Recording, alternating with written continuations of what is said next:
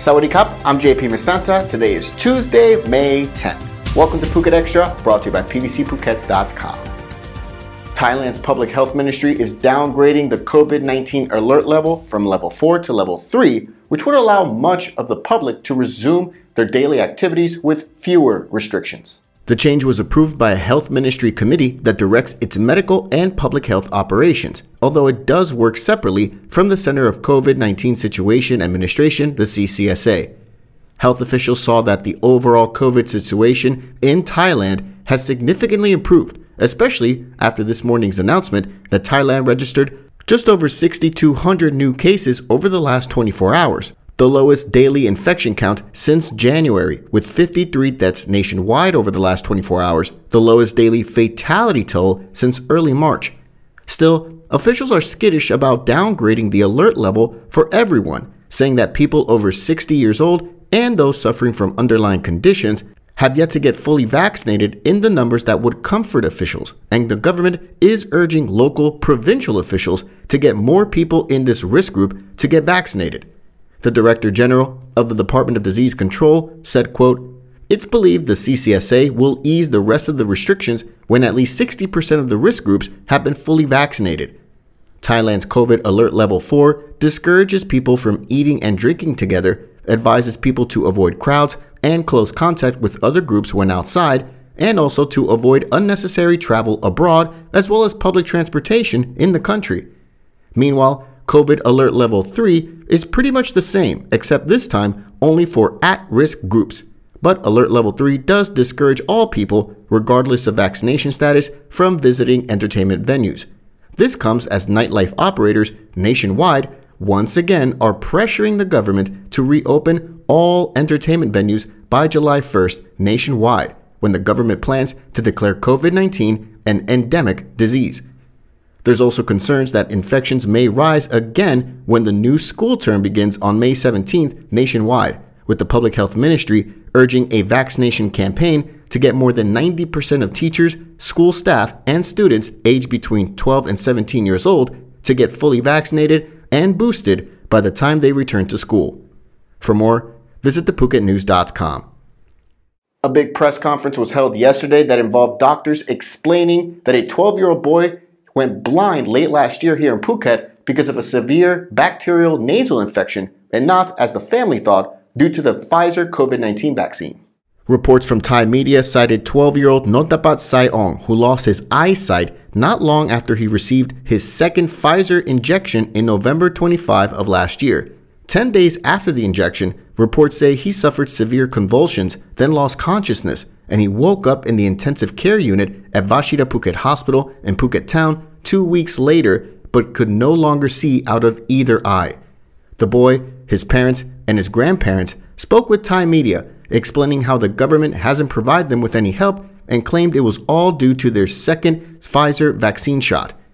In a press conference this week involving leading physicians from Vashida Phuket Hospital, including the hospital director, led by the Phuket governor, doctors stated that it was not due to the vaccine, but because of an overlooked severe bacterial infection in his nasal cavity, which they confirmed via tests, including via a spinal tap, which confirmed his cerebrospinal fluid was also infected, and that it could cause permanent eyesight loss and may affect parts of his brain.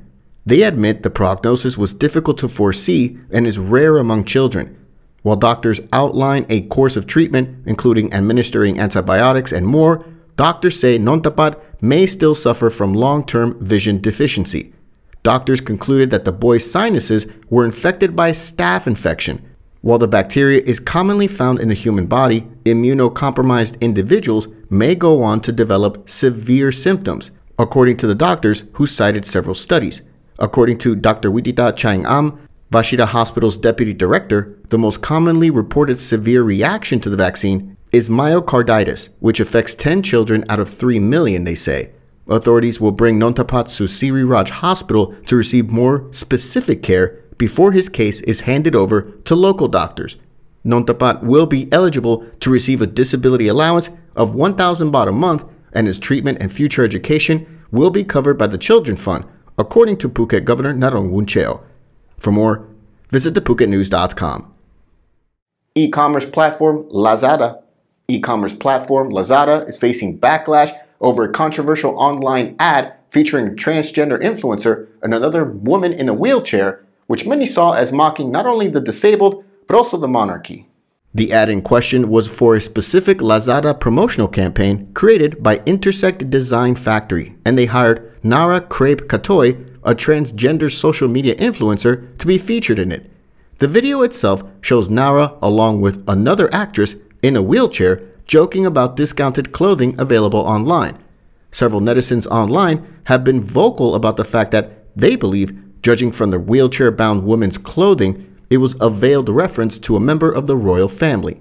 In response to the ad, the chief of the Royal Thai Army, through a spokesperson, said that they are banning Lazada vehicles from entering army areas, and they're also prohibiting all troops, units, and organizations under his command from buying products through Lazada's online platform.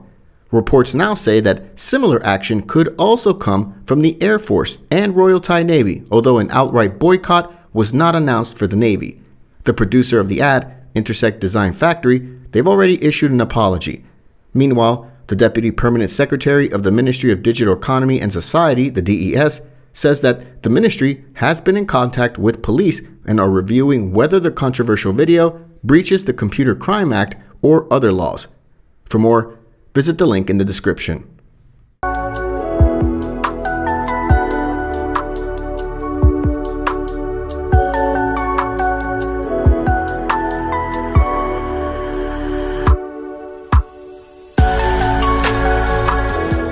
Authorities say that while the law concerning safety restraints for children under 6 in moving vehicles will go into effect in September, enforcement possibly won't start until December. September 5 is when the new amended law of Section 123 of the Land Traffic Act is set to go in effect, and states that kids under 6 or kids under 135 centimeters must be restrained in a car seat or a special seat or by other means for the sake of safety in the moving vehicle. Now, the Deputy Commissioner of the Metropolitan Police Bureau in Bangkok is stating that other details still need to be hashed out before this law can go into effect, including establishing which vehicles will fall under the new rules. The details are now up to the Royal Thai Police and the Land Transport Department, and they have until September 5 to finalize these details, but it may be extended by another 90 days or until December 5 if they cannot finish that in time. Police did say that parents will be allowed to have the child sit in their lap with a seatbelt restraining them both, and that this does comply with the new law. Other details of various restraining methods permitted by the law will be fleshed out by police. For more, visit thephuket.news.com. The son of a well-known politician in Southern Thailand province turned himself in over to police on Monday following allegations that he was involved in a recently uncovered child prostitution ring in the province. 48-year-old Sangroj Uwan Kanchana denied all charges after 5 arrest warrants were earlier issued implicating him in the procurement of children for child sex trafficking. Charges laid include sexual intercourse with a girl under 15, among others. The whole thing stems from raids that took place in November last year and then again took place this last week, in which 18 locations in Southern Thailand province were raided, including a shelter for children, and those implicated included high-ranking local officials, as well as local soldiers stationed in the area, teachers, and even doctors in the area, as well as the Deputy Director General of the Department of Children and Youth in Southern Thailand province, who was charged with malfeasance in office and coercion for allegedly impeding the investigation into not just the child sex ring, but also the goings-on at the children's shelter. Police in Southern Thailand province say that of the 42 wanted individuals, 40 have so far been brought in for questioning.